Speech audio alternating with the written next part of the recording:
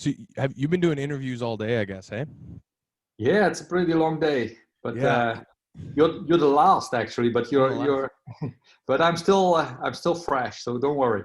Okay, good, good. I don't want to bore you. I imagine it could get a little exhausting having to ask the same thing over and over again. If you come up with great questions, then that's even better. Right. Okay. Well, I have one major question for you, Yeah, and that is with the music that Epica makes. It's so big and cinematic.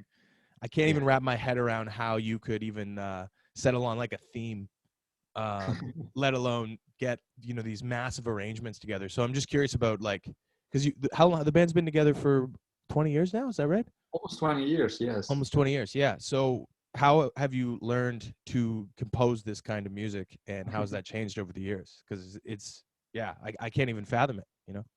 Yeah, it's an interesting question, and there's not really one answer for it because sometimes we start like with a guitar riff, sometimes with a keyboard line, sometimes with a vocal line, sometimes even with a small piece of lyric, and then it's a matter of building it. So usually, personally, I prefer to start like with a guitar riff, building some drums underneath, and then working on a key arrangement on top of it, and then as the last, adding vocal lines. And when you add the vocal lines, you go back and start also changing some details in the arrangements again, sometimes because the vocal lines make again the music a little bit different. Yeah. So it's like a very long process, and when it's before it's ended, then it's also multi-layered, and it goes also to all the other members, and everybody gives their opinion, and they change some things, they add some things. So it's sometimes with some songs is a process of like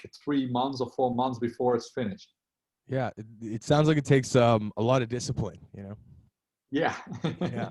it does. But yeah, I personally I'm not so much that kind of a detail guy. So there's some other guys who really love to work on the final details. I'm more the guy who likes the rough the rough yeah, how you say that, like when you have a painting, I like to do the rough thing, and then the others make like the final details inside of it. Yeah. You're the drafter or whatever. Yeah, Right? exactly. Yeah. Yeah. Cool. And I'm just wondering because the band is very like specific themes that you all seem drawn to, with the sort of gothic kind of vibes and the big cinematic Yeah. sort of songscapes, if you will. So what is it that this is a classic question, but where does the influence come from, and how has it resonated over the years? Yeah, I think when I go back to my childhood, I started listening to bands like Megadeth. Megadeth was actually, rest in peace, my first album I ever bought. So it's a very important one for me. Yeah. It pulled me into metal music. And with that album, I also started thinking like, because I also listened to classical music and film music, and I started thinking like, how would it be to combine these things? And then also some bands started actually doing that, like Orphanage. That was a band from Netherlands who in 1995 already started doing that. And I really got inspired by their sound. So I thought, oh, they're doing it. So it is possible actually to Yeah. combine classical music and metal music. So I thought I want to do that too. And so my first band, After Forever, we started developing that style as well. And then also bands like With Temptation came up, The Gathering, and that was like a scene of bands starting doing that. And yeah, when I founded Epica, we continued doing making this kind of music. So that's basically how it developed. And I always was in love with this style of music, and this love never faded away. It seems like a fun like world to write in. Yeah, 'Cause it feels like you could just keep build. I mean, and it's epic. It's in the name, right? You could yeah, just keep building and building and building. Because yeah. when I was listening to your records, I was like, there's even more instruments coming in here. You know, like Yeah, there's a lot going on, there's a and lot it's going on. when you listen to an album and you listen it for the 10th time, you still hear new things, and that's personally what I really like. That people, for them it's a journey, an adventure, and Yeah. I also like sometimes to listen to some albums when you listen to it once and then you have enough of it. But I prefer always the albums when you listen. Every time that you listen again, you hear new things, and that's what we do with Epica as well. Yeah, I think it's wonderful and incredibly ambitious as well. Cool. So that reminded me of a question. You guys worked with the was it the Czech with the Prague Philharmonic? Is that right? Yes, that's correct. Yes. How did that happen? Because that's a quite a feat. Yeah, the reason for that was that our producer Joost, he worked already with with this orchestra when he was in After Forever, when I was already out of After Forever, and also with my other band Mayan, we worked once with that orchestra for our album Jana as kind of a test how it would be, Yeah. and that worked really well. And then with Epica, we decided to go with this orchestra as well. And with Mayan, we had a small budget, so we only worked like half a day with this orchestra. But with Epica, we had 3 full days recording with them. And so kind of Mayan was a test for it. If it would work well, we would do it with Epica as well, and it did. So it's always great to try some stuff with Mayan, and then when it works, we can do it with Epica for real. Yeah. Because yeah, that's super cool. I think that's a very very cool thing that y'all accomplished. Um, so I'm curious also about the Attack on Titan record. I'm sure that people have asked you about that quite a bit. How did that come about? Because it's a bit of a thematic departure from the previous records. Yeah, that's the typical kind of challenge thing that came on our way, and we love to take up challenges. So our Japanese record company, they came up with this idea, and they said we have a budget for a band to work on some Attack on Titan songs and to have to make metal versions of these tracks. Yeah. And they're already pretty heavy by them on their own. Yeah. So it's for sure. so we just had to kind of epicanize them, Yeah. and also the lyrics too, because they are all in Japanese. So Yeah. we had Probably to doesn't translate directly into the same song for them, yeah, right? we translated them, but then also gave it a bit an own approach and also Epica touch with lyric wise. But it was a lot of fun to work on this, and it pulls you out of your comfort zone. So you have to do something that you never did before, and that's what we really love doing. Then you refresh yourself, and you avoid that you start repeating yourself. Yeah. Um, so I asked the internet as well if they had any questions for you, and I have some here. So I'm going to ask you what the internet. There was a couple people curious about the Dutch music scene, and if there's any upcoming artists in that world that. Yes, there that is you're actually. interested There's, for example, Phantom Elite is a really cool band, and it's the band is founded by a friend of mine I was in After Forever with, Sander Gommans, and he founded the band, but he's not playing in the band himself. But it's a really cool band. I checked out their last album, and it's really great. So for me, that when they ask about a new band from the Netherlands, I would say that one, Okay. What was the band called? Phantom Elite. Phantom Elite. Okay. Cool. Yes. Um, there's a lot of questions that I gathered about what you would do if you weren't a professional musician.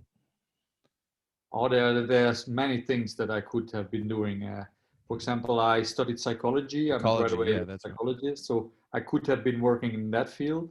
But I also love sports, so I could have also, if I would have been good enough, for example, become a cyclist. Yeah. Um, even though that is a tough world because there's a lot of competition. So I don't know if I would have made it to the highest level. I have really no idea. Um, Other things that I like is I like to build things, being creative. So like an architect, Mm-hmm. but then also design it myself and also building it myself. So I really love to be creative. So whatever in life, everything that includes creativity, I find myself happy. So there's many things that I like and many things that I could have been doing in my life. Um, how has your approach to creativity and yeah, do you have any like specific philosophies that you've learned as somebody who's been able to be professionally creative for as long as you have?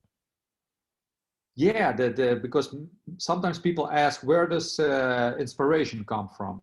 And that's a very good question for any artist, like a painter, a writer, or a musician. Where does inspiration come from? Because you cannot grasp it. It's actually like surfing on a wave. That's how I describe it usually. It's like going with the flow. You feel good, and you let the inspiration flow. It's like a universal energy going through you and expresses itself in the art that you're making. And that's a beautiful thing. The only thing you have to do is letting it flow, and at a certain point you learn how to let it flow. So I'm never without inspiration. Whenever I love doing something, the inspiration comes up automatically. So I sometimes hear about artists who are falling in this black hole, like without inspiration, and I'm luckily never in that position, because I always find a way to make that inspiration flow whenever I want it to flow. Riding the wave. Yeah. Yeah. I've always thought too, like I think the key to staying creative is if you find yourself in a slump or in writer's block or whatever, to not get frustrated with yourself and understand that it'll just come back, it's very rather than important. forcing yourself to make something when you don't want to. And I think No, that's actually a no. really good way to open yourself to be Yes. inspired. But and I always think too, and maybe you probably have some thoughts on this. If you feel your chosen creative medium, if you know what I mean, if you feel like it's not working for you, to just switch, just try a new one. Yes, exactly. If that's something you've ever done, moving from music to another medium. Yeah, because in the past sometimes I also was forcing myself when I didn't feel to write music, but then I thought I have to write music, and then I was forcing myself. Never worked, because then always that music was I was writing when I was forcing myself sucked. Yeah. And then the next day I was listening to it, it sucked, and I threw it away. And yeah, so when there's a day that you don't feel like making music, then I do something else. There's always something that I feel like doing, and then I just do what I feel like doing. And that's what I learned over all those years. Just do what makes you happy, and that's with everything in life. And that's also my life philosophy since I was a kid. I always did what makes me happy. So for example, when I had to choose what I wanted to study, I went with a study, psychology, that really interests me and fascinates me, instead of Go get a study job, kind that of. you have a secure job. Because some people said you have to study economics because there's for sure a job. But I hate economics. I don't want it. So I always followed my intuition, and that's the right thing to do. Because I know so many people, they studied something because their father told them to do so, and they are so unhappy. And that it just doesn't work. And maybe they have a lot of money, but when you are unhappy, then all this money is worth nothing. Yeah, I think that's the power of allowing your sort of creative impulses to flow. Is you can Yeah. quite literally push away unhappiness. Yes, it does. It does. Yes, definitely. Because when I'm making music, my stress goes away. But then I'm in a flow, and my stress literally disappears. So it's like a kind of a therapy even. Yeah, I mean, and it's amazing to find that in your work. And Yes, I think yes. most So people can. It just takes some sort of cognitive rewiring, you know. yeah, because many people they have a job that they don't actually like. So they have, after their work, they have to find ways to get rid of the stress. And when your work is actually your hobby, then you have fun in your work, and that's the best way. So I always say to people, if you don't like a job, just quit it. Of course, it's not it's easier said than done, Mm-hmm. because they can name you 100 reasons why they cannot quit. But the people who actually did quit, they usually are the ones that become happy afterwards. Yeah, just patience, I guess. Patience and yeah, just finding something where you can be present. That's something I've been thinking about a lot. Is Yeah. trying to get Yeah, in and into the patience flow is state, it's a right? good word that we make there. because patience. Yeah, we were also not successful with Epica from day one on it. It took a lot of time and a lot of patience. If we would have given up after 3 years, we would have never been where we are now. But yeah, it's not easy to follow your dreams, but eventually that's what does make you happy. Yeah. Um, did you when you guys started Epica, did you know how big the audience for that kind of music was? Because when I went to your Spotify, I was shocked. I had no idea that there was Oh yeah, we a had also million no people idea that. that Yeah. like symphonic metal, if that's like a, it's kind of a good catch-all term, I guess. But Yeah, yeah. When we started making this music, I had no idea what the potential would be. Already when I started making this kind of music with After Forever, we just did it because we loved it, and that appeared to be the right approach. But I never thought about what kind of potential it had, because I truly believe if you do something with your whole heart, then there is an audience for it. And I also actually, even if the audience would be half, I would still be happy because we can travel the world. Of course, not at this point yeah, due to some we'll get back to it. some It'll come. virus. Yeah. Yeah, it will come back.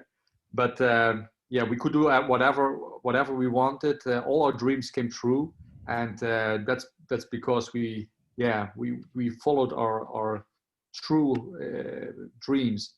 And there's sometimes I talk to bands, they make actually music that they don't like, and I think like, why? I really don't get it. I really don't get it. Yeah, I guess. Yeah, I don't know why you would do that, honestly. I mean, I guess if it pays the bills, but then it's a creative job, so it's maybe Yeah, don't do it. but then after a while they start disliking playing their own music live, and if you make music that you don't really like, then you start disliking it a lot after a while. Of course, you can do that for several years, but not for really longer than 10 years, I think, because then it just doesn't work.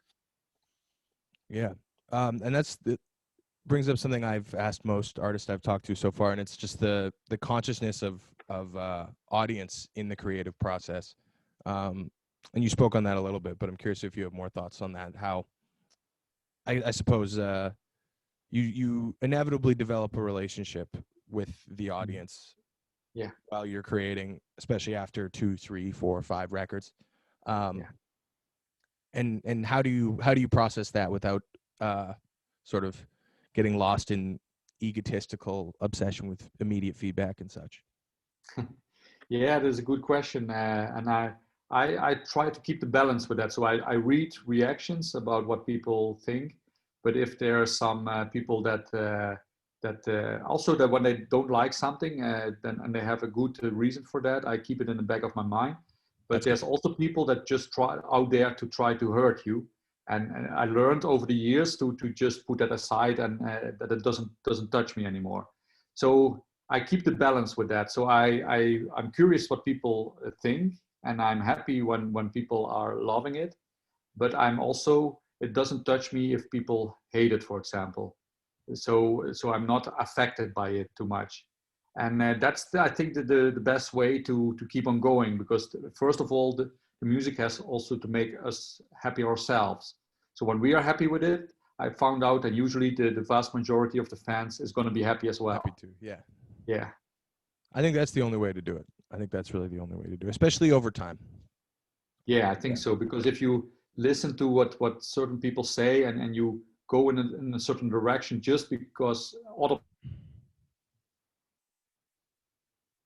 way from what you truly want to do. Yeah. I think we are out of time. I think that's it. Cool. Cool. Thanks, man. That was awesome. The new record is really good. I really like it. Thank you very much. Some of the catchier tunes, I think. Yeah, really, Strong hooks on the new album, man. Yeah. Cool. I'm happy to hear that, because that's what we try to achieve, the balance between catchy hooks and progressive elements. And Yeah. when you say that that it has the catchy hooks, then I'm happy to hear that. Awesome. Cool. Yeah. All right, man. This has been a pleasure. Yeah. Thank you so Keep on much. rocking, man. Yeah, thanks. Cheers. Have a good day. You too, man. Bye bye. Bye bye.